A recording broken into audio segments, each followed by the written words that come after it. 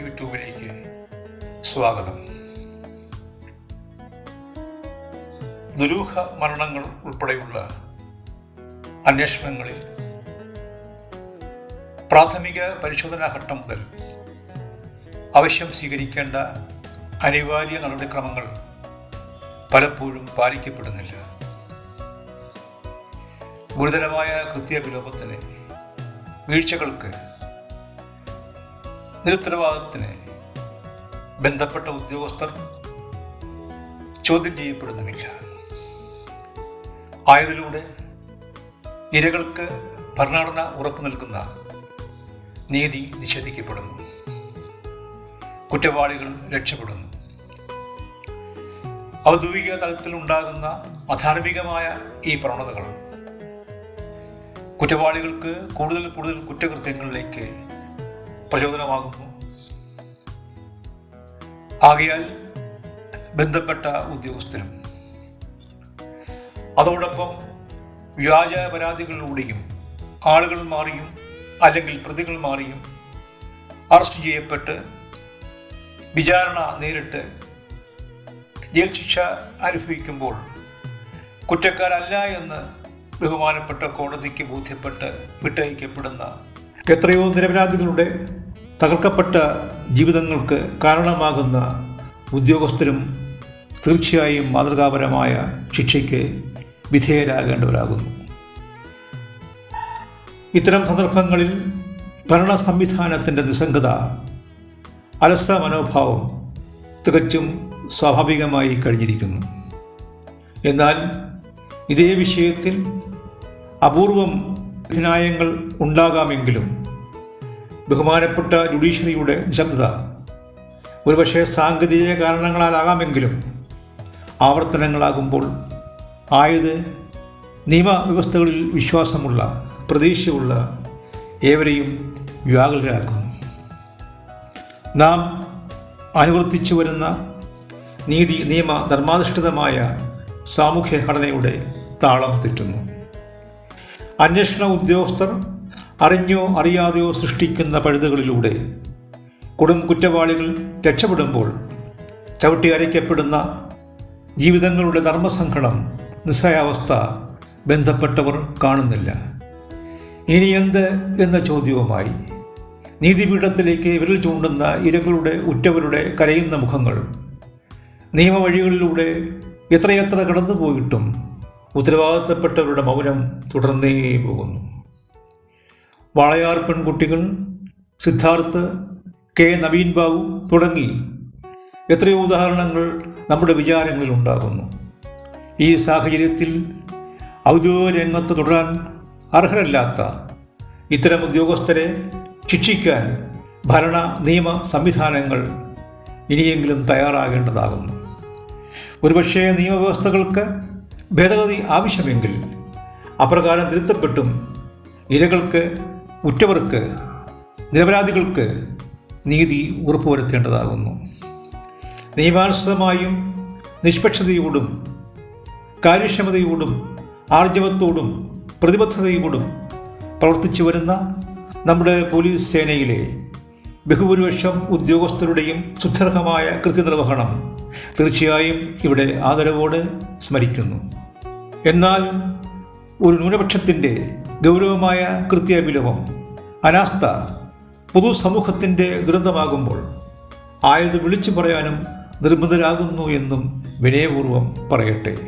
1000 കുറ്റവാളികൾ രക്ഷപ്പെട്ടാലും ഒരു നിരപരാധി പോലും ശിക്ഷിക്കപ്പെടാൻ പാടില്ല എന്ന നമ്മുടെ നിയമസംഹിതയുടെ കാഴ്ചപ്പാട് അതിൻ്റെതായ അർത്ഥത്തിലാകുന്നില്ല പലപ്പോഴും ബന്ധപ്പെട്ടവർ നിരീക്ഷിച്ച് അറിയുന്നത്. ഒരു കാരണവശാലും നിരപരാധികൾ ശിക്ഷിക്കപ്പെടാതിരിക്കാൻ നീതിപീഠത്തിൻ്റെ ഉറച്ച നിലപാട്, ഉദ്ദേശശുദ്ധി അടിവരയിട്ട് ഉറപ്പിക്കുക എന്നതാണ് 1000 കുറ്റവാളികൾ രക്ഷപ്പെട്ടാലും എന്നതുകൊണ്ട് ഉദ്ദേശിക്കുന്നത്.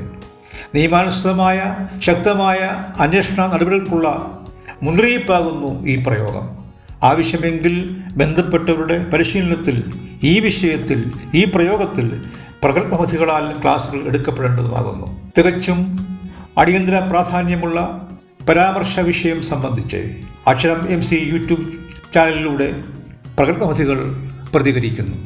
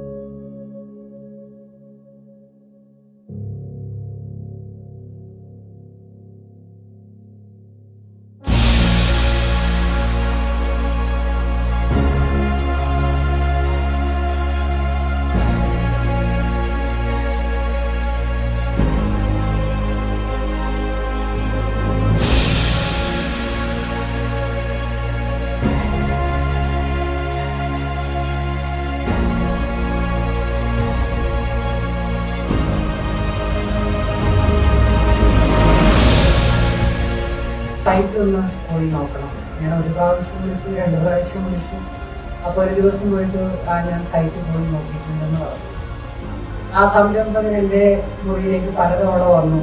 തീരുമാനം ആയിട്ടില്ലല്ലോ പ്രസിഡന്റ് എന്ന് പറഞ്ഞു.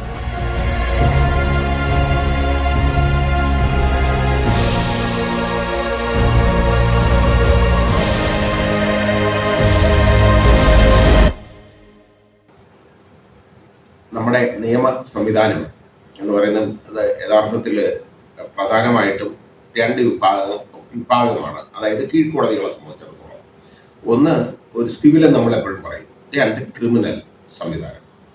മുകളിലോട്ട് പോകുമ്പോൾ, അതായത് ഹൈക്കോടതി, അതുപോലെ തന്നെ കോൺസ്റ്റിറ്റ്യൂഷണൽ കോടതി, ഹൈക്കോടതി, സുപ്രീം കോടതി ഇവിടെ പോകുമ്പോൾ അവർക്ക് വിപുലമായ റിറ്റ് ജൂറിസ്ഡിക്ഷനുണ്ട്. ഇതൊക്കെ കൂടാതെ അപ്പലേറ്റ് അധികാരം കൂടാതെ റിറ്റ് ജൂറിസ്ഡിക്ഷനുകളുണ്ട്. ഇവിടെ ഇപ്പോൾ നമ്മൾ പ്രതിപാദിക്കുന്ന വിഷയം എന്ന് പറയുന്നത് ക്രിമിനൽ നിയമങ്ങളിൽ, അതായത് ക്രിമിനൽ നടപടികളിൽ ഉണ്ടാകുന്ന അതിലെ അന്വേഷണത്തിൽ ഉണ്ടാകുന്ന പാളിച്ചകൾ, അത് എന്തുകൊണ്ടുണ്ടാകുന്നു, അത് ആ പാളിച്ചകൾ ചൂണ്ടിക്കാണിക്കുന്നതിലും അതിലിടപെടുന്നതിലും കോടതികൾ പരാജയപ്പെടുന്നുണ്ടോ എന്നുള്ളൊരു വിഷയമാണ്. ആ ക്രിമിനൽ നടപടി നമ്മൾ നോക്കുമ്പോൾ ഒരു ക്രൈം നടന്നു കഴിഞ്ഞാൽ അതിന് അത് തീരുന്നത് വരെ അതിന് യഥാർത്ഥത്തിൽ ഒരു 4 സ്റ്റേജ് ഉണ്ട്. ഒന്ന്, പോലീസ് എന്ന് പറഞ്ഞാൽ ഇൻവെസ്റ്റിഗേഷൻ. 2, പ്രോസിക്യൂഷൻ, അതായത് പ്രോസിക്യൂട്ടർ കോടതിയിൽ കേസ് അവതരിപ്പിക്കുക. അപ്പോൾ പോലീസ്, പ്രോസിക്യൂഷൻ, പിന്നെ കോർട്ട്, കേട്ടോ, അത് വരും കോടതി. ഈ കോടതി കൂടാതെ പിന്നെ വരുന്ന ഏതാണ്? Correctional institutions. ഇത് കഴിഞ്ഞാൽ, അതായത് ശിക്ഷിക്കപ്പെടുന്ന പ്രതികളെ അയക്കുന്ന സ്ഥാപനങ്ങളെ നമ്മൾ ജയിലുകളിലേക്കാണ് നമ്മൾ അയക്കുന്നത്. ആ ജയിലുകളെ അറിയപ്പെടുന്നത് കറക്ഷണൽ ഇൻസ്റ്റിറ്റ്യൂഷൻസ് എന്നാണ്. പക്ഷെ അത് പലപ്പോഴും അത് കറപ്ഷണൽ ഇൻസ്റ്റിറ്റ്യൂഷൻസ് ആയിട്ട് മാറുന്ന ഗതികേടാണ് നമ്മൾ കണ്ടെത്തുന്നത്. കാരണം ഒരു ചെറിയ മോഷ്ടാവ് ജയിലിൽ പോയിട്ട് വന്നു കഴിഞ്ഞാൽ അവന് കറക്ഷന് പകരം അവൻ വലിയ മോഷ്ടാവായിട്ട് മാറി വരുന്ന ഒരു സാഹചര്യം നമ്മൾ കാണാറുണ്ട്. അതാണ് സാധാരണ സംഭവിക്കുന്നത്. അതാണ്, അല്ലാതെ അവിടെ കറക്ഷൻ ഒന്നും നടക്കുന്നില്ല. അതൊക്കെ ശിക്ഷ കഴിഞ്ഞുള്ള കാര്യം. ഇനി അതിനു മുമ്പ്, കേസുകൾ കോടതി വരുന്നതിന് മുമ്പ് ആദ്യത്തെ സ്റ്റേജ് പോലീസ് എന്ന് ഞാൻ പറഞ്ഞല്ലോ. ഈ പോലീസിന്റെ ജോലി എന്താണ്? ഇൻവെസ്റ്റിഗേഷനാണ്. അപ്പൊ ഇൻവെസ്റ്റിഗേറ്റിംഗ് മെഷീനറിയാണ് പോലീസ്. പക്ഷേ പലപ്പോഴും ഈ പോലീസ് എന്ന് പറയുന്നവര് ഈ ഭരിക്കുന്ന പാർട്ടിയുടെ കയ്യിൽ ചട്ടുകങ്ങളായിട്ട് മാറിക്കാണാറുണ്ട്. അത് ഒരുപാടുണ്ട്. ഇപ്പൊ രാഷ്ട്രീയക്കാരാണ് അതിനകത്ത് പ്രതികളെന്ന് പറഞ്ഞു കഴിഞ്ഞാൽ, അതായത് ഭരിക്കുന്ന പാർട്ടിയുടെ രാഷ്ട്രീയക്കാരാ പ്രതികളെന്നുണ്ടെങ്കിൽ അതിന്റെ അന്വേഷണം പലപ്പോഴും ഒരു വഴിതിരിഞ്ഞ രീതിയിലോ അല്ലെങ്കിൽ ഏതാണ്ട് നിശ്ചലമായ രീതിയിലോ ആയിരിക്കും. എളുപ്പമൊന്നും അന്വേഷിച്ച് വരത്തില്ല. പിന്നെ അന്വേഷിച്ച് വന്നാൽ പോലും അതിനകത്ത് ഒരുപാട് ലൂപ്പ് ഹോൾസ് അതിനകത്ത് കാണും. ഈ പ്രതിക്ക് പഴുതുകൾ, രക്ഷപ്പെടാനായിട്ടുള്ള പഴുതുകൾ കാണും. അത് പലപ്പോഴും ബോധപൂർവം ചെയ്യുന്നതുമുണ്ട്. പിന്നെ അവരുടെ ആ ഭീഷണി ഭയന്ന് അത് ചെയ്യുന്നുണ്ട്. ഇപ്പോൾ ഒരു ഉദ്യോഗസ്ഥൻ അങ്ങോട്ട് ഒരു കേസ് അന്വേഷിക്കുക, ഒരു പോലീസ് ഉദ്യോഗസ്ഥൻ, CPM കാരനാ പ്രതി. ഇപ്പം നമ്മൾ CPM ഇവിടെ ഭരിക്കല്ലേ, ആണെന്നിരിക്കട്ടെ, ആ പ്രതി CPM-ന്റെ ഒരു നേതാവാണ് പ്രതി, അല്ലെങ്കിൽ CPM-ന്റെ ഒരു സ്ട്രോങ് ആയിട്ടുള്ള ഒരു മെമ്പർ ആണ് പ്രതി എന്നിരിക്കട്ടെ. അതിൽ അന്വേഷണം എന്ന് പറയുന്നത് എങ്ങനെ നടക്കും എന്നുള്ളത് നമുക്കൊരു ചിന്തിക്കാവുന്ന കാര്യമേ ഉള്ളൂ.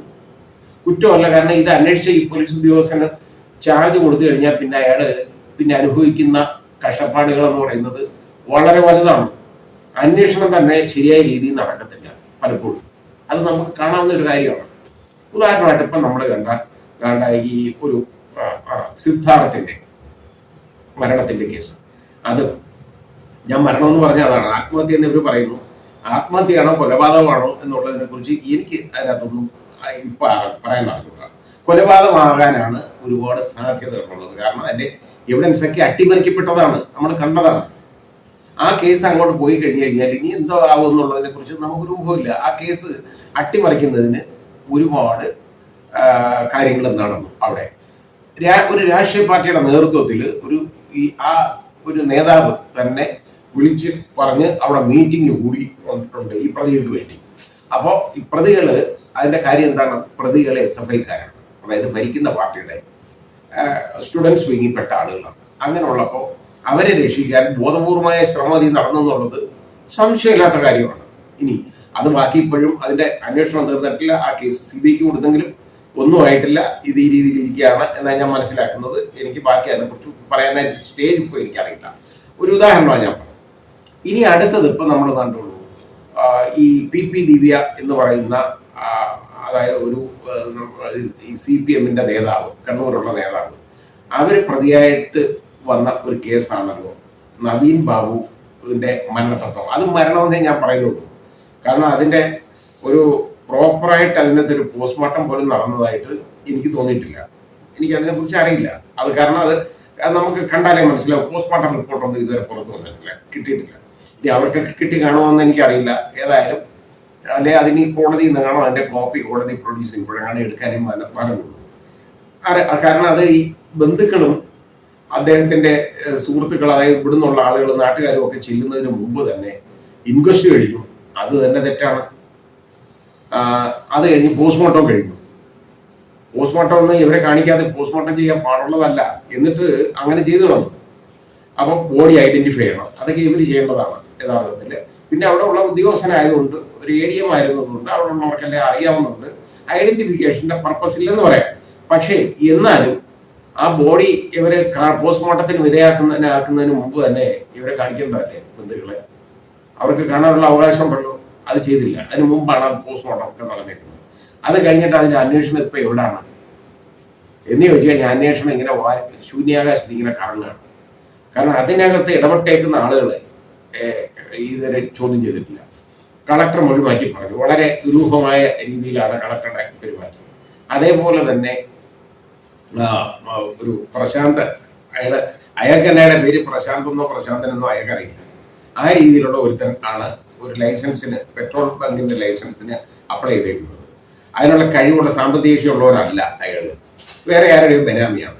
അതിനെക്കുറിച്ച് ഒരു അന്വേഷണമില്ല. അയാളൊരു കള്ളപ്പരാതി എഴുതി യഥാർത്ഥത്തിൽ കൊടുത്തു. അത് പാർട്ടി ഓഫീസ് വെച്ച് എഴുതിയേക്കുന്നതാണ്, AKG സെന്ററിൽ വെച്ച് എഴുതിയേക്കുന്നതായിട്ടാണ് മാധ്യമങ്ങളിൽ നിന്നൊക്കെ മനസ്സിലാക്കിയത്. ആ രീതിയിലുള്ള സംസാരമുണ്ട്. അതിനെക്കുറിച്ചുള്ള അന്വേഷണമില്ല. ഏതോ ഒരു നേതാവാണ്, CPM നേതാവ് തയ്യാറാക്കി ഇയാളെ കള്ളവപ്പെട്ട് കൊടുത്തേക്കാണ്. അപ്പോൾ ഇപ്പം അവൻ പറയുന്നത് എന്താണ്? അവന് 2 ഒപ്പുണ്ടെന്ന്. അവന് എത്ര ഒപ്പുണ്ടെന്ന് അവനെ അറിഞ്ഞുകൂടാണ് കേട്ടോ. ആ രീതിയിലേക്ക് പോവുകയാണ്. പേര് പോലും തെറ്റാണ് ആ പരാതിയിൽ. അത് അവിടെ രജിസ്റ്റർ ചെയ്ത് കിട്ടിയിട്ടില്ല ആ പരാതി. അപ്പോൾ കള്ളപ്പരാതിയാണെന്ന് കണ്ടു. അതിനെക്കുറിച്ച് അന്വേഷണം വല്ലതും ഉണ്ടോ? ഒരു അന്വേഷണം അതിനെക്കുറിച്ചില്ല. ഈ രീതിയിലാണ് നമ്മുടെ പല ക്രിമിനൽ കേസുകളും അന്വേഷിക്കുന്നത്. ഞാൻ വളരെ നല്ല ഇൻവെസ്റ്റിഗേഷൻ എന്നെ ഒരുപാട് കണ്ടിട്ടുണ്ട്, ഇല്ലാന്ന് ഞാൻ പറയുന്നില്ല. എൻ്റെ മുമ്പിൽ വന്നിരിക്കുന്ന കേസുകൾ, വളരെ ബ്യൂട്ടിഫുൾ ആയിട്ട് ഇൻവെസ്റ്റിഗേറ്റ് ചെയ്തിരിക്കുന്ന കേസുകൾ, ഒരുപാട് കേസുകളുണ്ട്. അതായത് ഈ അവിടെ ഈ ഒരു ബോംബേർ കേസ്, അട്ടക്കുളങ്ങര കബീർ വധം, റോഡിൽ വെച്ച് ബോംബ് പറഞ്ഞ ഒരു പ്രതി വെക്കുന്ന കേസ്, അത് അന്വേഷിച്ചേക്കുന്നുണ്ടല്ലോ. എത്ര നല്ല രീതിയിലാണ് അന്വേഷിക്കുന്നത്, അത്ര ബ്യൂട്ടിഫുൾ ആയിട്ട് കേരള പോലീസ് അന്വേഷിച്ച് റെഡിയാക്കിയെടുത്ത കേസാണ് അത് ഉണ്ട്. പിന്നെ അതേപോലെ പറയാനാണെങ്കിൽ ഒരു കാളമുരുകൻ, അദ്ദേഹം മരിച്ചുപോയി. ഇപ്പോൾ പ്രതിയായിട്ടുള്ള കേസ് ഞാനാണ് ശിക്ഷിച്ചത്. മറ്റേത് കരാട്ടെ ഫറൂഖാണ്. അയാളും ജയിലിൽ കിടന്ന് മരിച്ചു, ശിക്ഷയുടെ മരിച്ചാണ്. അയാളെയും ഞാനാണ് ശിക്ഷിച്ചത് ആ കേസിനകത്ത്. അതിനകത്ത് 2 വധശിക്ഷ കൊടുത്തതാണ് ഞാൻ അട്ടക്കുളങ്ങര കേസിനകത്ത്. അപ്പോൾ ഇത് ഈ കാളമുരുകൻ്റെതും വധശിക്ഷ കൊടുത്ത കേസാണ്. ഒരു പോലീസ് ഉദ്യോഗസ്ഥനെ നട റോഡിൽ വെച്ച് കുത്തിക്കൊല്ലുകയാണ്. കാരണം ഈ ഒരു തമിഴ്നാട്ടിൻ്റെ കയ്യിൽ നിന്ന് ഒരു കുഞ്ഞു മോതിരം ഒരു കുഞ്ഞിന് വാങ്ങിച്ചുകൊണ്ട് പോയതാണ്. അതേ ഉള്ളൂ, അത്ര പാവപ്പെട്ടവന്. അത് പിടിച്ചു പറിച്ച് അവരുടെ കഴുത്തെ കത്തി വെച്ച് പിടിച്ചു പറിച്ചുകൊണ്ട് നിന്നപ്പോൾ പോലീസുകാരെ കുത്തിക്കൊണ്ടു. അപ്പൊ ആ ഒരു കേസാണ് തിരുവനന്തപുരത്ത് തമ്പാനൂർ വെച്ച് ഉണ്ടാകുന്ന സംഭവമാണ്. അപ്പോൾ അത് ഉണ്ടായി. ഈ കാളമുരുകനും ജയിലിൽ വെച്ച് ഇപ്പം മരിച്ചു കേട്ടോ.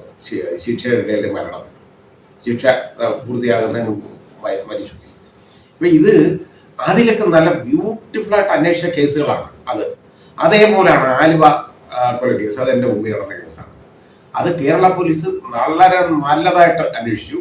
അവസാനം അതൊരു ചെറിയ പോയിന്റ്, ഒന്നുകൂടെ ഒരു സംശയം ഹൈക്കോടതിക്ക് തോന്നിയിട്ട് അന്ന് ജസ്റ്റിസ് അബ്ദുൽ ഗഫൂറാണ്, അദ്ദേഹം അത് CBIക്ക് റെഫർ ചെയ്തു, ഒന്നുകൂടെ അയച്ചു. അത് കാരണമാണ് ഞാൻ CBI ജഡ്ജായിരിക്കും. CBI അത് തന്നെ കേരള പോലീസിന്റെ അന്വേഷണം ശരിവെച്ചിട്ട് CBI തന്നെ അത് ഈ റിപ്പോർട്ട് കൊടുത്തു. അതുകൊണ്ട് അത് CBI കോടതിയിലേക്ക് വന്ന് എൻ്റെ മുമ്പിൽ വന്നതാണ്. അതിലും ഞാൻ പ്രതിക്ക് വധശിക്ഷ കൊടുത്ത കേസാണ്. അതിൻ്റെ അന്വേഷണം എന്ന് പറയുന്നത് എന്ത് നീറ്റായിട്ടുള്ള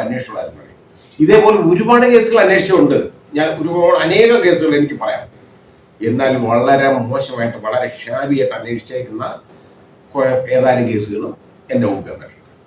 പലപ്പോഴും നമ്മൾ പറയും പോലീസിന്റെ അന്വേഷണത്തിന്റെ കുഴപ്പം കൊണ്ട് കേസ് വെറുതെ വിടാൻ പാടില്ല എന്നുണ്ട്. പോലീസിന്റെ അന്വേഷണത്തിന്റെ ദോഷം കൊണ്ട് കുഴപ്പം കൊണ്ട് ഒരു കേസും വെറുതെ വിടാൻ പാടില്ല എന്ന് പറയും. അത് നിയമത്തിന്റെ തത്വമാണ്. പക്ഷേ വെറുതെ വിടേണ്ടതായിട്ട് വരും നമുക്ക്. കാരണം ശരിയായ എവിഡൻസ് കളക്ട് ചെയ്തില്ലെങ്കിൽ കോടതിയിൽ എന്ത് ചെയ്യാൻ പറ്റും? പിന്നെ അല്ലെങ്കിൽ കോടതിയുടെ പവർ ഉപയോഗിച്ച് 173(8) ഫർദർ ഇൻവെസ്റ്റിഗേഷൻ അതിലേക്ക് അയക്കണം. അതിന് പലപ്പോഴും ജഡ്ജസ് പലപ്പോഴും തയ്യാറാകുന്നില്ല. അങ്ങനെയുണ്ട്. കാരണം അവർ ജോലി ഇത്രയും ചെയ്തിട്ട് ഈ പ്രതിയൊക്കെ വെറുതെ വിടും. പക്ഷെ വെറുതെ വിടുന്നതോടൊപ്പം ഒരു കാര്യം ചെയ്യാവുന്നതാണ്. ഈ കേസ് ഇത് അന്വേഷിച്ചത് പ്രോപ്പറല്ല. ഇതിന്റെ അന്വേഷണം കൊണ്ടാണ്, ഇതിന്റെ ദോഷം കൊണ്ടാണ് ഈ പ്രതികളെ വെറുതെ ഉണ്ടാക്കി വന്നത്. അതുകൊണ്ട് ഫർദർ ഇൻവെസ്റ്റിഗേഷൻ ഓർഡർ ചെയ്ത് 173(8) അനുസരിച്ച് ഓർഡർ ചെയ്യാം. പലപ്പോഴും അത് കോടതികൾ ചെയ്യാറില്ല. അങ്ങനെ ചെയ്യാവുന്നേ ഉള്ളൂ. പിന്നെ ഇതുപോലെ തന്നെ ഈ ഒരു കേസിന്റെ അന്വേഷണത്തിന്റെ കേസ് ഡയറി അത് മജിസ്ട്രേറ്റിന്റെ മുമ്പിലോ അല്ലെങ്കിൽ സെഷൻസ് ജഡ്ജിന്റെ മുമ്പിലോ വന്നിരിക്കണം. ആ കേസ് ഡയറി, കാരണം പലപ്പോഴും കേസ് ഡയറി ഹാജരാക്കാൻ പറയും. ഇപ്പൊ ഒരു ബെയില്, ഒരു ജാമ്യം, വളരെ ജാമ്യത്തിന്റെ ഒരു കേസ്, അതായത് ഒരു അപേക്ഷ വരുന്നു, അത് വളരെ ഒരു നല്ല തർക്ക വിഷയങ്ങളുള്ള ഒരു കേസാണെങ്കിൽ നിർബന്ധമായിട്ടും CD പ്രൊഡ്യൂസ് ചെയ്യാൻ പറയും. അപ്പോൾ അത് പോലീസ് PP വഴി അല്ലെങ്കിൽ APP വഴി ഈ CD മജിസ്ട്രേറ്റിന് മുമ്പിലോ അല്ലെങ്കിൽ സെക്ഷൻസിന് മുമ്പ് ജഡ്ജിന്റെ മുമ്പിലോ ഹാജരാക്കും. ആ CD പ്രതിഭാഗം വക്കീലിന് CD നോക്കാൻ ഒക്കത്തില്ല. നോക്കാൻ ഒക്കുന്നത് പ്രോസിക്യൂട്ടർക്കും അല്ലെങ്കിൽ APPക്കും ഈ കോടതികൾക്ക് മാത്രം, മജിസ്ട്രേറ്റിനോ അല്ലെങ്കിൽ സെക്രട്ടറിനോ മാത്രമേ ഒക്കുള്ളൂ. വേറെ ആർക്കും ഇത് ഈ CD എടുത്ത് പരിശോധിക്കാൻ പറ്റില്ല. ആ CD നോക്കിയാൽ അതിൽ അന്വേഷണത്തിന്റെ പെശക്ക് എന്തെങ്കിലും ഉണ്ടെങ്കിൽ നമുക്ക് അപ്പം കാണാം. അന്വേഷണത്തിന്റെ പോരായ്മ ഉണ്ടെങ്കിൽ നമുക്ക് കാണാം. അങ്ങനെയുള്ളപ്പോൾ അത് യഥാർത്ഥത്തിൽ അത് ഈ PP എടുത്ത് ചൂണ്ടിക്കാണിക്കുക. അല്ലാതെ പോലീസിന്റെ അടുത്തൊന്നും കോടതികൾ പറയത്തില്ല. കാരണം ഇൻവെസ്റ്റിഗേഷന്റെ സ്റ്റേജിൽ കോടതിക്ക് ഇടപെടാവുന്ന റോള് വളരെ കുറവാണ്. ഒരു ചെറിയ ഒരവസരം മാത്രമേ ഉള്ളൂ. അപ്പോൾ അങ്ങനെയുള്ള അവസരത്തിൽ എന്നാൽ PP എടുത്തത് പറഞ്ഞു കഴിഞ്ഞാൽ, അല്ലെ APP എടുത്ത് ഇതുപോലെ ഓപ്പൺ കോടതിയിൽ ഇത് പറയണതാണ്, ഇങ്ങനെ കാണുന്നല്ലോ, ഇതെന്താ ഇവരെ ആരെയും ക്വസ്റ്റ്യൻ ചെയ്തിട്ടില്ല, അല്ലെ ഇന്നതുപോലാണ് ഇതിന്റെ അന്വേഷണം, നിങ്ങൾ എന്നിട്ട് എന്തിനാ തർക്കിക്കുന്ന, ഈ പ്രതിക്ക് ജാമ്യം കൊടുക്കാൻ പാടില്ലെന്ന് പോലീസ് തന്നെ അന്വേഷിക്കുന്നില്ല, പിന്നെ നിങ്ങൾക്ക് വേണ്ടെങ്കിൽ പിന്നെ കോടതിക്കാണോ ആവശ്യം എന്നുള്ള രീതിയിൽ ചോദിക്കുമ്പോൾ അവർക്ക് മനസ്സിലാവും. അപ്പോൾ അവർ ഒരു 2-3 ദിവസം കൂടെ സമയം ചോദിച്ചു കഴിഞ്ഞാൽ ആ CD തിരിച്ചു കൊടുത്തു കഴിഞ്ഞാൽ വീണ്ടും റീപ്രൊഡ്യൂസ് ചെയ്യുമ്പോൾ നമുക്ക് മനസ്സിലാവും ഇതിന്റെ ഇത്രയും പേരെ ഇവിടെ ക്വസ്റ്റ്യൻ ചെയ്ത് സ്റ്റേറ്റ്മെന്റ് എടുത്തിട്ടുണ്ട്, അതിനകത്ത് കുഴപ്പങ്ങൾ കുറഞ്ഞിട്ടുണ്ടെന്ന് നമുക്ക് മനസ്സിലാവും. പ്രതികളെ ശിക്ഷിക്കണമെന്നല്ല ഞാൻ പറഞ്ഞേ, തെളിവുള്ള കേസാണെങ്കിൽ ശിക്ഷിക്കണം, അവൻ കുറ്റക്കാരനാണെങ്കിൽ ശിക്ഷിച്ചിരിക്കണം, അതിനുള്ള മാർഗം നോക്കണം. പണ്ടത്തെ പ്രിൻസിപ്പിൾ 1000 കുറ്റവാളികൾ രക്ഷപ്പെട്ടാലും ഒരു നിരപരാധി പോലും ശിക്ഷിക്കപ്പെടരുതെന്നുള്ള ആണെങ്കിൽ അതിനൊരു വ്യത്യാസം വന്നു. ജസ്റ്റിസ് സേത്തിയുടെയൊക്കെ ജഡ്ജ്മെന്റ് വന്നു കഴിഞ്ഞപ്പോൾ അതിനകത്ത് ഒരു വ്യത്യാസം വന്നു. അതായത് 1000 കുറ്റവാളികൾ ശിക്ഷിക്കപ്പെട്ടാലും ഒരു നിരപരാധി പോലും ശിക്ഷിക്കപ്പെടരുത് എന്നുള്ള പ്രിൻസിപ്പിൾ ഉള്ളപ്പോൾ തന്നെ അതുപോലെ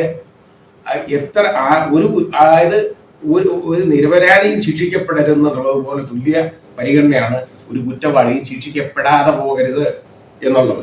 അപ്പൊ ആ പ്രിൻസിപ്പിൾ ആ രീതിയിലേക്ക് വന്നപ്പോൾ നോക്കേണ്ടതാണ്. കോടതികൾക്ക് അങ്ങനെ ഒരു വലിയ ചുമതലയുണ്ട് ആ കാര്യത്തിൽ. കോടതികളുടെ മുമ്പ് വരുമ്പോൾ അല്ലാതെ വെറുതെ ഇരിക്കുന്ന കോടതികൾക്ക് വേറെ അന്വേഷണം നടത്തുന്നതെന്നും പറഞ്ഞ് വിളിച്ചൊന്നും വരുത്താൻ പറ്റത്തില്ല. ഹൈക്കോടതികൾക്കുള്ള പ്രത്യേക അധികാരം ഉപയോഗിച്ച് ഹൈക്കോടതിക്ക് ചെയ്യാവുന്ന കാര്യങ്ങളും അല്ലെങ്കിൽ സുപ്രീം കോടതിക്ക് ചെയ്യാവുന്ന കാര്യങ്ങളൊന്നും ഒരു സെഷൻ ജഡ്ജിനോ ഒരു മജിസ്ട്രേറ്റിനോ ചെയ്യാൻ പറ്റത്തില്ല. അപ്പോൾ അങ്ങനെയുള്ളപ്പോൾ അതിന് ഒരുപാട് പരിമിതികളുണ്ട്. പിന്നെ ഹൈക്കോടതിക്കാണെങ്കിൽ സ്വമേധയാ തന്നെ ഒരുപാട് സംഭവങ്ങളിലൊക്കെ കേസെടുക്കുകയോ അല്ലെങ്കിൽ അങ്ങനെ ചെയ്യുകയൊക്കെ ചെയ്യാം. അപ്പം നമ്മൾ ഓരോ കാര്യങ്ങൾ ഇപ്പം കാണുന്നതല്ലേ, പല ആനുകാലിക സംഭവങ്ങളിലും ഒരു കാര്യങ്ങളിലൊക്കെ കോടതികൾ ഇടപെടുന്നത് നമുക്ക് കാണാം. ഒരു ജുഡീഷ്യൽ റിവ്യൂ ആണ് അത് ജുഡീഷ്യൽ റിവ്യൂവിനുള്ള അവകാശമുള്ളത് യഥാർത്ഥത്തിൽ ചെയ്യാവുന്ന അധികാരമുള്ളത് ഹൈക്കോടതിക്ക് സുപ്രീം കോടതിക്കേ ഉള്ളൂ. അതിനകത്ത് കീഴ്ക്കോടതിക്കൊന്നും ജുഡീഷ്യൽ റിവ്യൂവിന് സ്കോപ്പില്ല.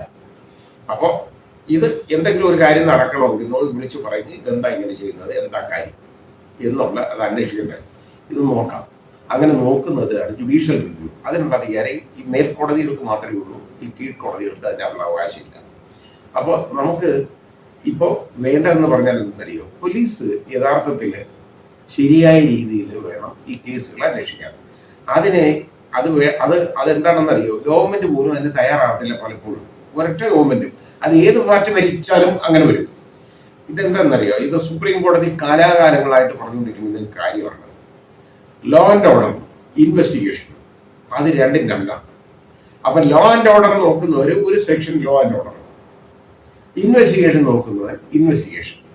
ഇതായിരുന്നെന്നുണ്ടെങ്കിൽ ഒരുപാട് കൈകടത്തലുകൾ രാഷ്ട്രീയക്കാരുടെ രീതി കുറയും. കാരണം ഈ ലോ ആൻഡ് ഓർഡർ നോക്കുന്ന ആൾ തന്നെ ഇൻവെസ്റ്റിഗേറ്റ് ചെയ്യുമ്പോൾ അവരെ നിയന്ത്രിക്കാനും അവരെ ശല്യപ്പെടുത്താനും ഒരുപാട് കാര്യങ്ങൾ ഗവൺമെന്റിന് ചെയ്യാൻ പറ്റും, ഈ ഭരിക്കുന്ന ആഭ്യന്തര വകുപ്പിന് ചെയ്യാൻ പറ്റും. അതിന്റെ കാരണം ഇപ്പോൾ ഒരു ഉദ്യോഗസ്ഥൻ, അതായത് ഇപ്പോൾ ഇരുന്നോട് ഒരു കേസ് അന്വേഷിച്ചുകൊണ്ടിരിക്കുക, അയാൾ ലോ ആൻഡ് ഓർഡറിലാണ് അയാളുള്ളത്. ഒരു CI ഇന്നിടത്ത് പോസ്റ്റ് ചെയ്തേക്കുന്ന ഒരാളാണ്, ഒരു മർഡർ കേസ് അന്വേഷിക്കുകയാണ്. അപ്പോൾ അയാൾ അന്വേഷിച്ചുകൊണ്ടിരിക്കുന്നുണ്ടേ അതിനകത്ത് നോക്കുമ്പോൾ അയാളുടെ അന്വേഷണം ഈ ഗവൺമെന്റിന്റെ താല്പര്യമുള്ള ആളുകൾക്കെതിരെ പോകുന്നു എന്ന് വന്നു കഴിഞ്ഞാൽ ഇയാളെ എടുക്കണ്ടല്ലോ, നേരെ കൊടാമതിയിലോട്ടോ വേറെ വല്ല കാസർഗോട്ടോട്ടോ എങ്ങനെയോ അടി മാറ്റും. അതോടുകൂടി പുതിയ ഒരാൾ വരും, അയാൾ പിന്നെ ഇൻവെസ്റ്റിഗേറ്റ് ചെയ്യേണ്ടതായിട്ട് വരും. അത് ഈ ലോ ആൻഡ് ഓർഡറിൽ ഇരിക്കുന്നതുകൊണ്ടാണ് ഈ പ്രശ്നം വരുന്നത്. എന്നാൽ ഇൻവെസ്റ്റിഗേറ്റിംഗ് ഓഫീസേഴ്സിന് പ്രത്യേകം വിങ്ങായിട്ട് മാറ്റി ആണെന്നുണ്ടെങ്കിൽ ഒരാളെ ഒരു കേസ് ഇൻവെസ്റ്റിഗേറ്റ് ചെയ്തിട്ട് അയാളെ എന്തിനും മാറ്റി എന്നുള്ളത് എല്ലാവർക്കും ചോദിക്കാൻ പറ്റും. മറ്റേതായി ഒരുപാട് കാര്യങ്ങൾ പറയാം, അയാൾ അങ്ങനെ ചെയ്തു ഇങ്ങനെ ചെയ്തു എന്ന് പറഞ്ഞ് വേറെ കാര്യങ്ങൾ പറയാൻ പറ്റും. ഇതൊന്നും പറയാൻ പറ്റത്തില്ല. അപ്പോൾ അതിന് യഥാർത്ഥത്തിൽ ഒരു ശരിയായ ലൈൻഡ് ഇൻവെസ്റ്റിഗേഷന്റെ സ്കോപ്പിന് ഏറ്റവും കൂടുതൽ ഉപയോഗപ്പെടുന്നതാണ് ഇത് രണ്ടും രണ്ടാക്കുന്നത്. അത് സുപ്രീം കോടതിയൊക്കെ ഒരുപാട് പറഞ്ഞെങ്കിൽ പോലും ഇന്നും ഇവരാരും തയ്യാറല്ല. ഞാൻ തന്നെ എൻ്റെ ഒരുപാട് ജഡ്ജ്മെന്റിൽ അത് എഴുതിയിട്ടുണ്ട്. ഈ ലോ ആൻഡ് ഓർഡറും ഇതുമായിട്ട് മാറ്റണം, മാറ്റിയില്ലെങ്കിൽ വലിയ ബുദ്ധിമുട്ട് വരും. കാരണം ലോ ആൻഡ് ഓർഡർ ഇത് ഇവര് പോലീസ് ഉദ്യോഗസ്ഥനോ അവരും ഇത് വിട്ടുകൊടുക്കാൻ തയ്യാറല്ല. കാരണം ഇവർക്ക് ഇപ്പൊ ഒരു സർക്കിൾ ഇൻസ്പെക്ടർ, അയാള് ഒരു സർക്കിൾ ഇൻസ്പെക്ടറായിട്ട് ഇരിക്കല്ലേ. അപ്പൊ അയാളുടെ പരിധി വരുന്ന കാര്യങ്ങൾ കൊലക്കേസ് അന്വേഷിക്കുന്ന അയാൾ അന്വേഷിക്കേണ്ടത്. സർക്കിൾ ഇൻസ്പെക്ടറാണ് ഇൻവെസ്റ്റിഗേറ്റീവ് ഓഫീസർ ആയിട്ട് വരുന്നത്. അതിന് താഴോട്ടുള്ളവർക്ക് കൊലക്കേസ് അന്വേഷിക്കാനുള്ള അധികാരമില്ല. അപ്പോൾ ഇയാൾ ഇൻവെസ്റ്റിഗേറ്റ് ചെയ്യുന്നു. അപ്പൊ അയാൾക്ക് നോക്കുമ്പോൾ എന്താണെന്നറിയോ, അത് അതിൽ പേരുള്ള ഒരു കാര്യമായതുകൊണ്ട് ഇവർ പറയും അത് ഇൻവെസ്റ്റിഗേറ്റ് മാറ്റാൻ പറ്റില്ല, ഞങ്ങൾക്ക് തന്നെ അത് ചെയ്യണം. അങ്ങനെ പോലീസ് ഉദ്യോഗസ്ഥർക്കും ഇതാണ് താല്പര്യം, രണ്ടും കൂടെ വേണം. പക്ഷേ അവരുടെ താല്പര്യത്തിന് വേണ്ടി ജനങ്ങളുടെ താല്പര്യത്തെ ബലികഴിക്കുക എന്നുള്ളതാണ് കാലാകാലങ്ങളായി ഗവൺമെന്റ് ചെയ്തുകൊണ്ടിരിക്കുന്നത്. ഇതിന് അതായത് ഈ ഇൻവെസ്റ്റിഗേഷൻ്റെ അന്വേഷണത്തിന്റെ ഈ അപര്യാപ്തതകൾ ഒഴിവാക്കാനുള്ള ഏറ്റവും നല്ലൊരു മാർഗമാണ് ഞാൻ ഈ പറഞ്ഞ, അതായത് സുപ്രീം കോടതി പലതവണ പറഞ്ഞിട്ടുള്ള ഈ കാര്യം. ഇൻവെസ്റ്റിഗേഷൻ എന്ന് പറയുന്നത് ലോ ആൻഡ് ഓർഡറിൽ നിന്ന് നേരെ മാറ്റണം, രണ്ടും രണ്ടായിരിക്കണം എന്നുള്ളത്. അങ്ങനെ ഒരു കാലം വന്നാൽ ശരിയായ രീതിയിലുള്ള ഒരു അന്വേഷണം നടക്കും ഓരോ കേസിലും. മിക്കവാറും നടന്നില്ലെങ്കിൽ, കാരണം ആ അന്വേഷണം നടന്നില്ലെങ്കിൽ കോടതികൾക്കായാലും ശരി വേറെ ഒന്നും ഇയാൾക്കൊരു മുട്ടുന്യായം പറയാൻ പറ്റത്തില്ല. മറ്റേതെന്താണെന്നറിയോ, ഓരോ കേസ് മൊഴി കൊടുക്കാൻ വരുമ്പോൾ എവിടെ അത് ഇനി അടുത്ത ഒരു 3 മാസം വരാൻ വരാം, 1.5 മാസം 2 മാസം വരാൻ പറ്റില്ല. എന്താ കാര്യം? ശബരിമല ഡ്യൂട്ടി. എത്ര പേര് പറഞ്ഞിട്ടുണ്ടെന്നറിയോ, എത്ര ഓഫീസേഴ്സ്. അപ്പൊ ഇത് കേസിന്റെ ഒരുപാട് കാലതാമസം ഉണ്ടാവും, വിചാരണയെ പോലും ബാധിക്കാറുണ്ട്. ഇവർ ലാൻഡ് ഓർഡറിൽ ഉള്ളത് കൊണ്ടാണ് ഇവർക്ക് പ്രശ്നം വരുന്നത്, ഇല്ലെങ്കിൽ ആ പ്രശ്നമില്ല. ഇത് എൻ്റെ അഭിപ്രായത്തിൽ പെർമനന്റ് ആയിട്ട് 2 വിങ്ങായിട്ട് മാറ്റണം. മാറ്റിക്കഴിഞ്ഞാൽ ഇതിന് നല്ല ഒരു നടപടിയായിരിക്കും. ഈ അന്വേഷണത്തിന്റെ കുഴപ്പങ്ങൾ അന്വേഷണം അട്ടിമറിക്കുന്നതിന് ഒഴിവാക്കാനുള്ള ഏറ്റവും വലിയ ഫലം ചെയ്യുന്ന ഒരു കാര്യമായിരിക്കും ഇത് രണ്ടും രണ്ടായിട്ട് മാറ്റണം. കേസിന്റെ അന്വേഷണം അട്ടിമറിക്കപ്പെട്ടു എന്ന് കണ്ടാൽ അത് കാണേണ്ടത് വേറെ ആരുമല്ല, അത് കോടതിയിൽ വരുമ്പോൾ കോടതിക്ക് കാണാൻ പറ്റുള്ളൂ. നിർബന്ധമായിട്ടും അത് കോടതി ചൂണ്ടിക്കാണിക്കണം. ഇന്നതുപോലെ ഈ അന്വേഷണം എന്ന് പറയുന്നത് അട്ടിമറിക്കപ്പെട്ടതാണ്, ഇത് ശരിയായ രീതിയിലല്ല അന്വേഷിക്കുന്നത്, ഇന്ന കുഴപ്പങ്ങൾ അതിലുണ്ട് എന്ന് ചൂണ്ടിക്കാണിച്ചാൽ ആ ഉദ്യോഗസ്ഥൻ, ഈ അന്വേഷിച്ച ഉദ്യോഗസ്ഥനെതിരെ യഥാർത്ഥത്തിൽ നടപടിയെടുക്കേണ്ടത് ഗവൺമെന്റാണ്. കാരണം ഈ ജഡ്ജ്മെന്റുകളെല്ലാം ഗവൺമെന്റിന് കിട്ടുന്നതാണ്. അപ്പൊ അങ്ങനെ വരുന്ന ഉടനെ ആ ഓരോ ഇത് പരിശോധിച്ചതിന് ശേഷം ജഡ്ജ്മെന്റും പരിശോധിച്ച് അതിനകത്ത് എന്തെങ്കിലും പോലീസിനെതിരെ എന്തെങ്കിലും വിമർശനമുണ്ട്, ഇൻവെസ്റ്റിഗേറ്റിംഗ് ഓഫീസർക്കെതിരെ എന്തെങ്കിലും വിമർശനം ഉണ്ടെന്നുണ്ടെങ്കിൽ ഈ രീതിയിൽ അതിൻ്റെ കാര്യകാരണ സഹിതമുള്ള ന്യായാന്യായങ്ങൾ യഥാർത്ഥത്തിൽ പരിശോധിക്കണം. ഗവൺമെന്റ് പരിശോധിച്ചിട്ട് അതിനുവേണ്ടി നടപടിയെടുക്കണം. മനഃപൂർവ്വമായിട്ടൊരു കേസ് അട്ടിമറിച്ച് ആ കേസ് വെറുതെ വിട്ടു പോകാൻ്റെ ഗതികേട് വന്നിട്ടുള്ളതാണെന്നുണ്ടെങ്കിൽ ആ ഉദ്യോഗസ്ഥനെതിരെ, ആ അന്വേഷണത്തിന്റെ വീഴ്ച കൊണ്ടാണെന്നുണ്ടെങ്കിൽ ആ അന്വേഷണ ഉദ്യോഗസ്ഥനെതിരെ നടപടി വേണം. അതിന് സംശയമൊന്നുമില്ല. പക്ഷെ നമ്മുടെ നാട്ടിൽ അത് നടക്കുന്നുണ്ട്. ഇതൊന്നും നടക്കുന്നില്ല. അതാണ് വേണ്ടത്. നമ്മുടെ നാട്ടിൽ പോലീസ് ചാർജ് ചെയ്യുന്ന ക്രിമിനൽ കേസുകൾ പലതും പ്രമാദമായ കേസുകൾ, കൂളറൊക്കെ സൃഷ്ടിച്ച കേസുകൾ, വലിയ മാധ്യമ ശ്രദ്ധ കിട്ടുന്ന കേസുകൾ പോലും പലപ്പോഴും ശരിയായ രീതിയിൽ അന്വേഷിക്കപ്പെടാതിരിക്കുകയും അന്വേഷിച്ച കേസുകൾ തന്നെ പ്രോസിക്യൂട്ടർമാരുടെ ഉദാസീനത കൊണ്ട്, അല്ലെങ്കിൽ സാക്ഷികൾ കൂറുമാറുന്നതുകൊണ്ട്, അല്ലെങ്കിൽ ശാസ്ത്രീയമായ തെളിവുകൾ ശേഖരിക്കുന്നതിൽ വരുന്ന വീഴ്ച കൊണ്ട്, അതുമല്ലെങ്കിൽ ന്യായാധിപന്മാരുടെ അമിതമായ സഹാനുഭൂതി കൊണ്ട്, അമിതമായ സംശയ രോഗം കൊണ്ട് വെറുതെ വിട്ടു പോകുന്നതായിട്ടാണ് നമ്മൾ കാണുന്നത്. ഇത് പല കാരണങ്ങൾ കൊണ്ട് സംഭവിക്കും. ഒന്നാമത് പോലീസുകാരുടെ അനാസ്ഥ ഉണ്ടാകാം, അല്ലെങ്കിൽ അന്വേഷിക്കുന്ന ഉദ്യോഗസ്ഥന്മാർക്ക് വേണ്ടത്ര ശാസ്ത്രീയമായ അന്വേഷണം നടത്താനുള്ള കഴിവില്ലായ്മ കൊണ്ടോ അറിവില്ലായ്മ കൊണ്ടോ ആയിരിക്കാം. അതുമല്ലെങ്കിൽ രാഷ്ട്രീയ സ്വാധീനം കൊണ്ടോ മതപരമോ സാമുദായികവുമായ സമ്മർദ്ദം കൊണ്ടോ ആയിരിക്കാം. അതുമല്ലെങ്കിൽ പോലീസ് ഉദ്യോഗസ്ഥന്മാർ അഴിമതിക്കാരായതുകൊണ്ട് കൈക്കൂലി വാങ്ങുന്നതുകൊണ്ടായിരിക്കാം. അതുമല്ലെങ്കിൽ ഇവർ മറ്റ് പല സമ്മർദ്ദങ്ങൾക്ക്, സ്വാധീനങ്ങൾക്ക് വശംവദരാകുന്നുണ്ടാകാം. പലപ്പോഴും അന്വേഷണ ഘട്ടത്തിൽ പോലീസിൻ്റെ ഭാഗത്തുള്ള അനാസ്ഥ കൊണ്ട്, അല്ലെങ്കിൽ മറ്റു തരത്തിലുള്ള പ്രശ്നങ്ങൾ കൊണ്ട് പല തെളിവുകൾ ശേഖരിക്കപ്പെടാതെ പോകും.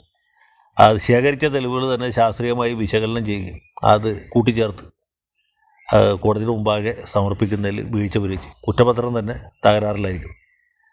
ചില പോലീസുകാർക്കെങ്കിലും നിയമ വ്യവസ്ഥകളെക്കുറിച്ചുള്ള അറിവില്ലായ്മ കൊണ്ടും ഇങ്ങനെ സംഭവിക്കാറുണ്ട്.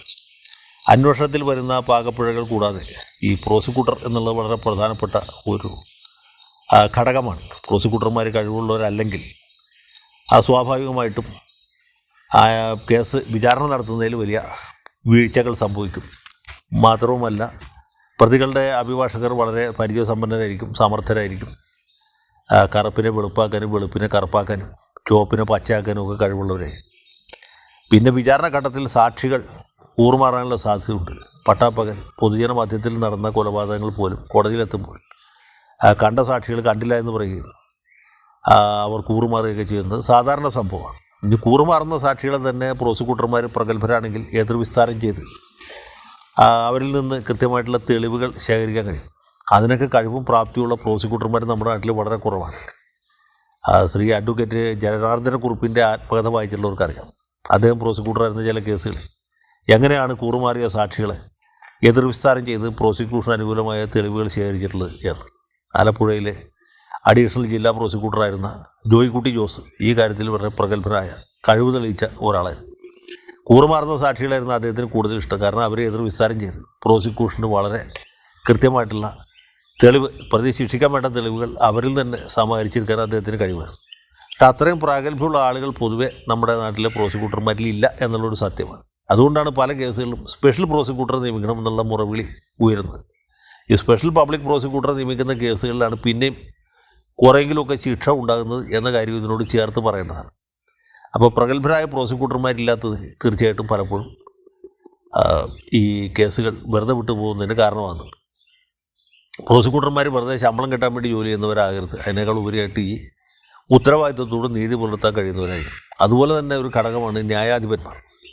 ന്യായാധിപന്മാർ പ്രതികളെ ശിക്ഷിക്കാൻ വേണ്ടി തെളിവുള്ള കേസുകളിൽ പോലും ശിക്ഷിക്കാതെ വലിയ സഹാനുഭൂതി പ്രകടിപ്പിക്കുക, അനാവശ്യമായിട്ട് പോലും സംശയത്തിന് ആനുകൂല്യം നൽകി പ്രതികളെ വിട്ടയക്കുകയും ചെയ്തിട്ടുണ്ട്. ഒരുപാട് കേസുകൾ അങ്ങനെ നമ്മുടെ കൺമുമ്പിലുണ്ട്. ഇപ്പോൾ അടുത്ത കാലത്ത് ഹൈക്കോടതി ശിക്ഷിച്ച ഷിബിൻ കൊലക്കേസ് ഇതുപോലെയാണ്. അതിൽ പരിക്കേറ്റ ആളുകളുടെ മൊഴി പോലും വിചാരണ കോടതി അവിശ്വസിക്കുകയും പ്രതികളോട് അമിതമായ സഹാനുഭൂതി പുലർത്തിയതിലെ പ്രതികളെ വെറുതെ വിടുകയാണ് ചെയ്തത്. അതിൻ്റെ പരിണതഫലം എന്ന് വെച്ചാൽ ഈ കോടതി വെറുതെ വിട്ട പ്രതികളിൽ ഒരാളെ അടുത്ത ദിവസം തന്നെ എതിർ രാഷ്ട്രീയ പാർട്ടിക്കാർ വെട്ടിക്കൊന്ന് പ്രതികാരം ചെയ്തു. ഇപ്പോൾ സമീപ ദിവസം ബാക്കിയുണ്ടായിരുന്ന പ്രതികളെ ഹൈക്കോടതി അപ്പീലിൽ ശിക്ഷിക്കുകയും ചെയ്തു. ഇങ്ങനെയൊക്കെ ഒരുപാട് സംഭവങ്ങൾ നമുക്ക് ഉദാഹരണങ്ങൾ എണ്ണി പറയാൻ ധാരാളമായിട്ട്. മെഡിക്കൽ പരിശോധനയിൽ വരുന്ന അനാസ്ഥ, പോസ്റ്റ്മോർട്ടം നടത്തുന്നതിൽ വരുന്ന വീഴ്ച, ഇങ്ങനെ ഒരുപാട് പ്രശ്നങ്ങൾ ഈ കേസന്വേഷണമായിട്ട് ബന്ധപ്പെട്ട് വിചാരണയായിട്ട് ബന്ധപ്പെട്ട് നടന്നുകൊണ്ടിരിക്കുന്നുണ്ട്. പിന്നെ പലപ്പോഴും വിചാരണ നടപടികൾ വളരെ കാലം വൈകുന്നു, വർഷങ്ങളോളം വൈകുന്നു എന്നുള്ളൊരു പ്രധാനപ്പെട്ട ഘടകമാണ്. അതിനിടയ്ക്ക് പ്രധാനപ്പെട്ട സാക്ഷികൾ മരിച്ചു പോകാം, അല്ലെങ്കിൽ അവരുടെ ഓർമ്മ നഷ്ടപ്പെടാം, അല്ലെങ്കിൽ ഇവർ വിദേശ രാജ്യത്ത് ജോലി കിട്ടി പോകാം. ഇങ്ങനെയൊക്കെയുള്ള ഒരുപാട് പരാധീനതകൾ ഉണ്ടാകുന്നുണ്ട്. പിന്നെ നമ്മുടെ നീതിന്യായ സംവിധാനം തന്നെ പൊതുവെ പ്രതികൾക്ക് അനുകൂലമായി സൃഷ്ടിക്കപ്പെട്ടുള്ള ഒന്നാണ്. ആംഗ്ലോ സാക്സൺ നിയമവ്യവസ്ഥയുടെ ഒരു അടിസ്ഥാന തത്വം എന്ന് പറയുന്നത് 1000 കുറ്റവാളികൾ രക്ഷപ്പെട്ടാലും ഒരു നിരപരാധി ശിക്ഷിക്കപ്പെടരുത് എന്നുള്ളതാണ്. ഇതിൽ വരുന്ന അപകടം എന്ന് വെച്ചാൽ നിരപരാധി ശിക്ഷിക്കണമെന്നല്ല, ഒരു നിരപരാധിയെ ശിക്ഷിക്കാതിരിക്കാൻ വേണ്ടി 1000 കുറ്റവാളികൾ രക്ഷപ്പെട്ടു പോകുന്നു എന്നുള്ളതാണ്. ഈ കുറ്റവാളികൾ രക്ഷപ്പെട്ടു പോകുന്നത് ഒട്ടും സന്തോഷകരമായിട്ടുള്ള കാര്യമല്ല. അതുകൊണ്ട് സംഭവിക്കുന്നത് വെച്ചാൽ ജനങ്ങൾക്ക് നിയമവ്യവസ്ഥയിൽ വിശ്വാസം നഷ്ടപ്പെടുന്നു എന്നുള്ളതാണ്. ഈ റൂൾ ഓഫ് ലോ അല്ലെങ്കിൽ നിയമവാഴ്ച എന്ന് പറഞ്ഞ സംഗതി കൊണ്ട് ജനങ്ങൾക്ക് യാതൊരു മതിപ്പും ഇല്ലാതാകുന്നു. കയ്യൂക്കുള്ളവൻ കാര്യക്കാരൻ എന്ന രീതിയിലേക്ക് കാര്യങ്ങൾ പോകുന്നു. മൈറ്റ് ഈസ് റൈറ്റ് എന്ന രീതിയിലേക്ക് പോകുന്നു. അപ്പോൾ ജനങ്ങൾ സ്വന്തം നിലയ്ക്ക് അതിന് പകരം ചോദിക്കാനും പ്രതികാരം ചെയ്യാനും ഒക്കെ നിർബന്ധിതരാകും. പിന്നെ രാഷ്ട്രീയ സ്വാധീനവും പണമുള്ളവർക്ക് നിയമവ്യവസ്ഥയെ എങ്ങനെ വേണമെങ്കിലും അട്ടിമറിക്കാം. എത്ര വലിയ കുറ്റം ചെയ്താലും ഇത്രയൊക്കെ വരാനുള്ളൂ എന്നൊരു തോന്നൽ ജനങ്ങളുടെ ഇടയിൽ ഉണ്ടാകും. പിന്നെ ഈ കുറ്റാന്വേഷണത്തിൽ വീഴ്ച വരുന്ന ഉദ്യോഗസ്ഥന്മാരെ സംബന്ധിച്ചു അവർക്ക് പ്രത്യേകിച്ച് എന്തെങ്കിലും ശിക്ഷയോ അല്ലെങ്കിൽ അവരുടെ സർവീസ് നടപടി പോലും ഉണ്ടാകാറില്ല. എന്തെങ്കിലും ഉണ്ടാകണമെങ്കിൽ തന്നെ ഒരു ഷോ കോസ് നോട്ടീസിൽ അതിനുള്ള മറുപടിയിൽ തീരും. ഏറ്റവും കൂടിയാൽ ഒരു വാണിംഗ് കിട്ടും. അതിനപ്പുറത്ത് ഏറ്റവും വലിയ ശിക്ഷാ നടപടി ഒരു സെൻഷനായിരിക്കും. അതിനപ്പുറത്ത് പൊതുവേ ഉണ്ടാകാറില്ല. പലപ്പോഴും ഈ അന്വേഷണ ഉദ്യോഗസ്ഥന്മാരുടെ അനാസ്ഥ കൊണ്ട് അവരുടെ ഭാഗത്തുള്ള വീഴ്ച കൊണ്ട് പല കേസുകളിലും പ്രതികൾ വിട്ടുപോകാറുണ്ട്. അങ്ങനെയുള്ളവരെ ശിക്ഷിക്കാനായിട്ടും നമ്മുടെ നാട്ടിൽ നീതിന്യായ വ്യവസ്ഥയിൽ കൃത്യമായിട്ടുള്ള വകുപ്പുകളൊന്നുമില്ല. അവരവർ ഡിപ്പാർട്ട്മെൻറ്റൽ ആക്ഷൻ ആണ് ആകെ ചെയ്യാവുന്നത്. വേണമെങ്കിൽ അന്വേഷണം നടത്താം. ഓറൽ എൻക്വയറി നടത്തിയിട്ട് കുറ്റക്കാരാണെന്ന് കണ്ടാൽ അവർക്ക് എന്തെങ്കിലും സർവീസിൽ എന്തെങ്കിലും ശിക്ഷ കൊടുക്കാനേ പറ്റുള്ളൂ. അല്ലാതെ നിയമപരമായിട്ട് ഇവരെ കോടതിയുടെ മുമ്പിൽ കൊണ്ടുവന്ന് ജയിലിലേക്ക് വിടുന്ന പോലെയുള്ള ശിക്ഷകൾ നടത്താൻ പറ്റുകയില്ല. ചിലപ്പോൾ വിചാരണ കോടതി ഈ അന്വേഷണ ഉദ്യോഗസ്ഥരെ വിമർശിക്കും. അവർക്കെതിരായിട്ട് ചില അഭിപ്രായ പ്രകടനങ്ങൾ നടത്തുകയൊക്കെ ചെയ്യും. ആദ്യം പിറ്റേ ദിവസം തന്നെ ഇവർ ഈ പ്രതിയുടെ അപ്പീലിൻ്റെ കൂടെ ഈ പോലീസ് ഉദ്യോഗസ്ഥൻ്റെ ഹർജി കൂടി കോടതിയുടെ മുമ്പിൽ വരും. അത് കുറച്ച് കഴിയുമ്പോൾ കോടതി അതിൽ നിന്ന് അവർ ഒഴിവാക്കും. മിക്കവാറും കേസുകളിൽ സംഭവിക്കുന്നത് ഇങ്ങനെയാണ്. അപ്പോൾ എത്ര വലിയ വീഴ്ച വരുത്തിയവർക്കും അല്ലെ എത്ര വലിയ അഴിമതി നടത്തിയവർക്കും എത്ര വലിയ അട്ടിമറി നടത്തിയവർക്കും സുഖമായിട്ട് പിരിഞ്ഞു പോകാവുന്ന ഒരവസ്ഥ നമ്മുടെ നാട്ടിൽ നിലവിലുണ്ട്. അതും ഈ സംവിധാനത്തെ ദുഷിപ്പിക്കുന്ന ഒരു കാര്യമാണ്. ഇങ്ങനെയുള്ള ആളുകൾക്കെതിരായിട്ട് കൃത്യമായ നടപടി ഉണ്ടാകുന്നില്ല. അഴിമതിക്കാരായ അല്ലെങ്കിൽ ക്രിമിനൽ കേസിൽ പ്രതികളായിട്ടുള്ള എത്രയോ ആളുകൾ ഇപ്പോഴും സർവീസിൽ തുടരുന്നുണ്ട് എന്നുള്ള ഒരു സത്യമാണ്. അപ്പോൾ ഇങ്ങനെ ഈ സമീപ ദിവസങ്ങളിൽ പോലും ക്രിമിനൽ കേസിൽ പ്രതികളായിട്ടുള്ള ക്രിമിനൽ കേസിൽ ശിക്ഷ കിട്ടിയിട്ടുള്ള പോലീസ് ഉദ്യോഗസ്ഥന്മാരുടെ പോലും ലിസ്റ്റ് നമ്മുടെ നാട്ടിൽ പത്രത്തിൽ വന്നതാണ്. അവർക്ക് ഇപ്പോഴും യോഗ്യന്മാരായിട്ട് തുടരുന്നു. ഈ പിണറായി സർക്കാർ വന്നതിന് ശേഷം ഇത്ര ഉദ്യോഗസ്ഥന്മാർ പിരിച്ചുവിട്ടിട്ടുണ്ട് എന്നൊക്കെ പത്രത്തിൽ കണ്ടു. എത്രയോ പേരുടെ പേര് കണ്ടു. അവരെക്കാളൊക്കെ മുമ്പ് പിരിച്ചുവിടപ്പെടേണ്ടുന്ന എത്രയോ ആളുകൾ ഇപ്പോഴും സർവീസിൽ തുടരുന്നു എന്നുള്ളതാണ് ഏറ്റവും ശ്രദ്ധേയമായിട്ടുള്ള കാര്യം. അപ്പോൾ ഇതൊന്നും ശരിയായ രീതിയിൽ അഡ്രസ്സ് ചെയ്യപ്പെടുന്നില്ല എന്നുള്ളതാണ് മറ്റൊരു കാര്യം. മാധ്യമങ്ങൾ ഒരു വിവാദ വിഷയം ഉണ്ടായാലും 2-3 ദിവസം അതിൻ്റെ പുറകെ പോകും. 4-ാം ദിവസം അവർ വേറൊരു വിഷയത്തിൻ്റെ പുറകെ പോകും. അവരുടെയും കുറ്റമല്ല, പക്ഷേ അതിനപ്പുറത്തേക്ക് കാര്യങ്ങൾ പോകുന്നില്ല. ഈ നാട്ടിൽ വലിയ കൂടുതലൊക്കെ സൃഷ്ടിച്ച വാളയാർ കേസ് തന്നെ നോക്കിയാൽ മതി. വാളയാറിലെ സഹോദരിമാരുടെ ക്രൂരവും പൈശാചികവുമായ കൊലപാതകം നടക്കും. ആദ്യം നിയമസഭയിൽ ചർച്ച വരും. ഒറ്റപ്രതിയെയും വെറുതെ വിടുകയില്ല, എല്ലാവരെയും ശിക്ഷിക്കുമെന്ന് ബഹുമാനപ്പെട്ട മുഖ്യമന്ത്രി അവിടെ സഭയിൽ പ്രഖ്യാപിക്കുന്നു. അത് കഴിഞ്ഞതിന് ശേഷവും പോലീസുകാർ വലിയ ഉദാസീനത പുലർത്തും. പോലീസിൻ്റെ ഉദാസീനത കൊണ്ട് പോലീസിൻ്റെ അന്വേഷണത്തിനുള്ള വീഴ്ച കൊണ്ട് കോടതിയിലെത്തുമ്പോൾ പ്രതികൾ വിട്ടുപോകുന്നു. വീണ്ടും വിവാദം ഉണ്ടാകും. അങ്ങനെ ചെയ്യും ഇങ്ങനെ ചെയ്യും മൂക്കി എത്തും എന്നൊക്കെ പറയുന്നു. അതിനപ്പുറത്തേക്ക് ഒന്നും നടക്കുന്നില്ല.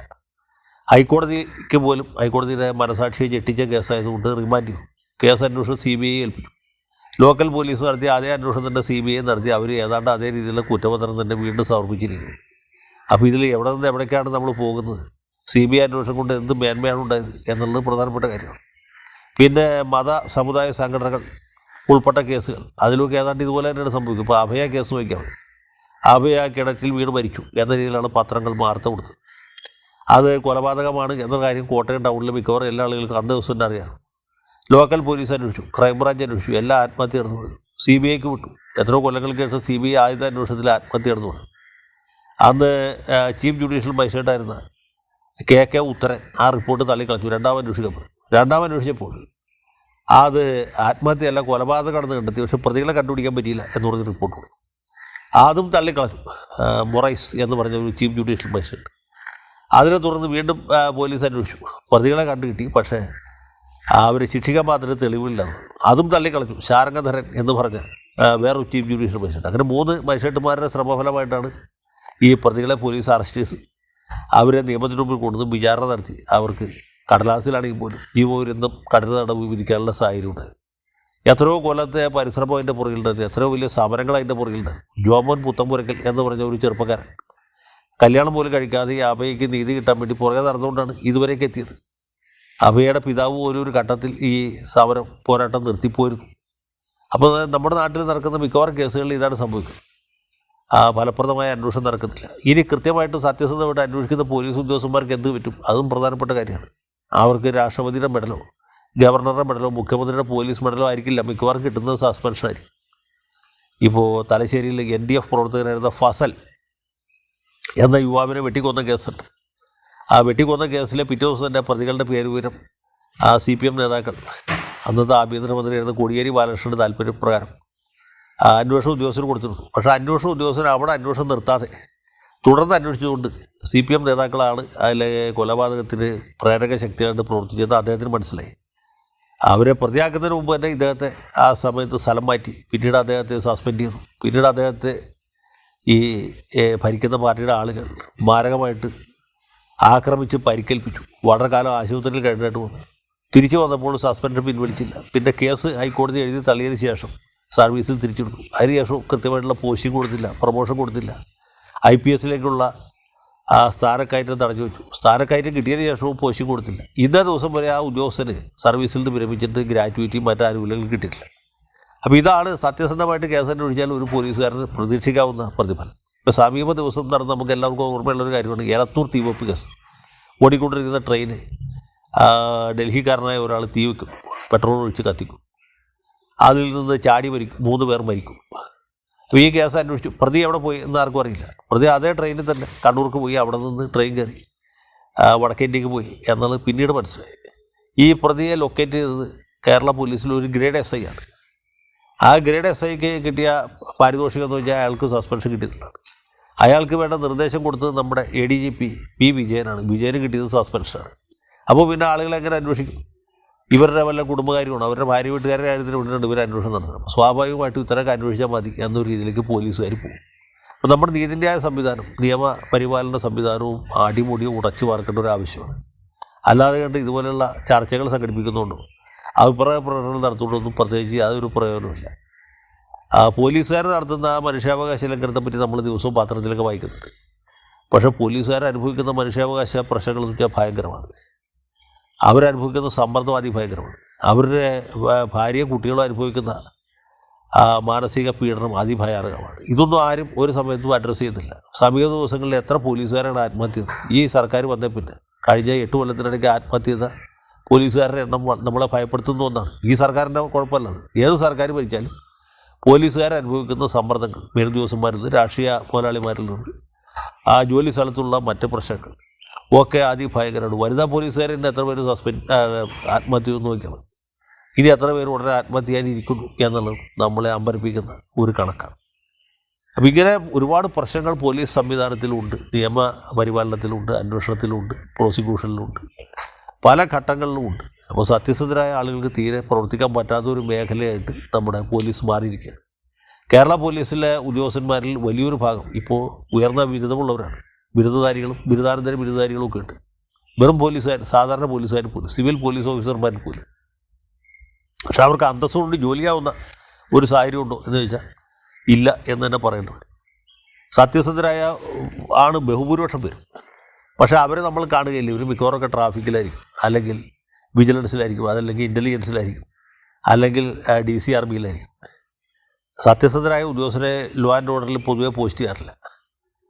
ഒരു ചെറിയ വിഭാഗമേ ഉള്ളൂ അഴിമതിക്കാർ. അതിൽ തന്നെ പിടിച്ചുപറിക്കാർ അതിലും കുറവാണ്. വളരെ സൂക്ഷ്മ ന്യൂനപക്ഷമാണ് തനി ക്രിമിനലുകൾ.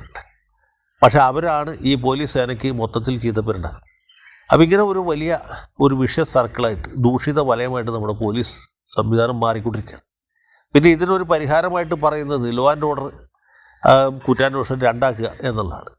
കുറ്റാന്വേഷണ വിഭാഗം മറ്റൊന്നായിട്ടും ക്രമസമാധാന പരിപാലനം ഒന്നായിട്ടും വേർതിരിക്കുക എന്നുള്ളതാണ്. അത് ഇതുവരെ പ്രായോഗികമാക്കാൻ കഴിഞ്ഞിട്ടില്ല. അന്വേഷണത്തിന് കഴിവും പ്രാപ്തിയുള്ള ഉദ്യോഗസ്ഥന്മാരുണ്ട്, പോലീസുകാരിൽ ധാരാളം പേരുണ്ട്. അവരെ കണ്ടെത്തുകയും അവരെ പ്രത്യേകമായിട്ട് സ്ട്രീം ലൈൻ ചെയ്യുകയും അവർക്ക് മേലധികാരികളായിട്ട് അതുപോലെ തന്നെ കഴിവുള്ള ഓഫീസർമാരെ നിയമിക്കും.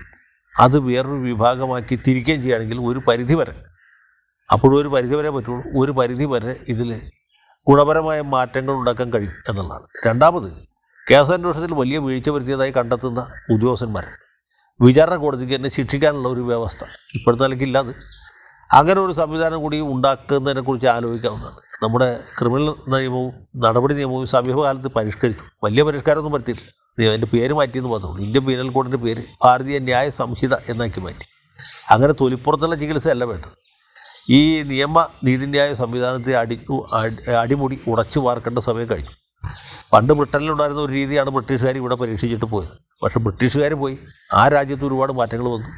യൂറോപ്പിലെ എല്ലാ രാജ്യങ്ങളിലും വലിയ മാറ്റങ്ങൾ വന്നു. ഇവിടെ ഇപ്പോഴും പഴയ സംവിധാനത്തിൽ തന്നെ പണ്ടത്തേക്കാൾ മോശമായ രീതിയിൽ മുന്നോട്ട് പോയിക്കൊണ്ടിരിക്കുകയാണ്. അപ്പോൾ സമൂലമായ പരിവർത്തനമാണ് ഇവിടെ ആവശ്യം. അത് തുടക്കം കുറിക്കാനാകണം നമ്മുടെ ഇതുപോലുള്ള സംരംഭങ്ങൾ.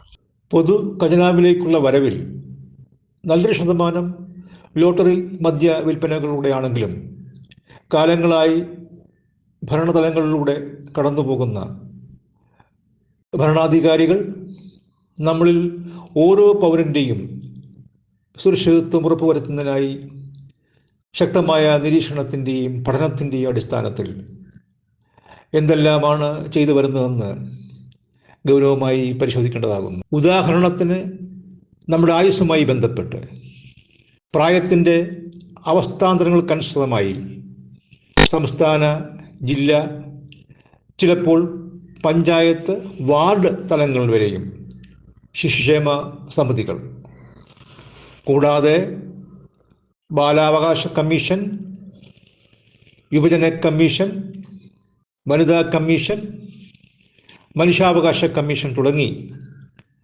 എത്രയെത്ര കമ്മീഷനുകളും ബോർഡുകളും സമിതികളുമാണ് ഇവിടെ സംഘടിപ്പിക്കപ്പെട്ടുള്ളത്.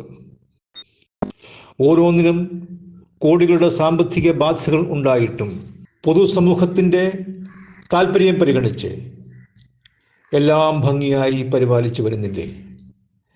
അതത് കാലത്തെ ഭരണവർഗത്തിൻ്റെ ഈ ധാർമ്മികത അതിൻ്റെതായ അർത്ഥത്തിൽ നമ്മൾ നിരീക്ഷിക്കേണ്ടതല്ലേ? തീർന്നില്ല. സർക്കാർ ആശുപത്രികളിൽ ചികിത്സയ്ക്ക് ആവശ്യം വേണ്ട സാങ്കേതിക സൗകര്യങ്ങളുടെ പോരായ്മകൾ ഉൾപ്പെടെ അടിയന്തര പ്രാധാന്യമുള്ള ഒട്ടനവധി സങ്കീർണ വിഷയങ്ങൾ സർക്കാർ അഭിമുഖീകരിക്കുമ്പോൾ ഇപ്പോഴിതാ നമ്മുടെ ക്ഷേമം മാത്രം മുൻനിർത്തി വീണ്ടും ഒരു കമ്മീഷൻ കൂടി വരുന്നു, വയോജന കമ്മീഷൻ. എല്ലാം നമ്മുടെ ഭാഗ്യം. നൂറനാട് മോഹനചന്ദ്രൻ.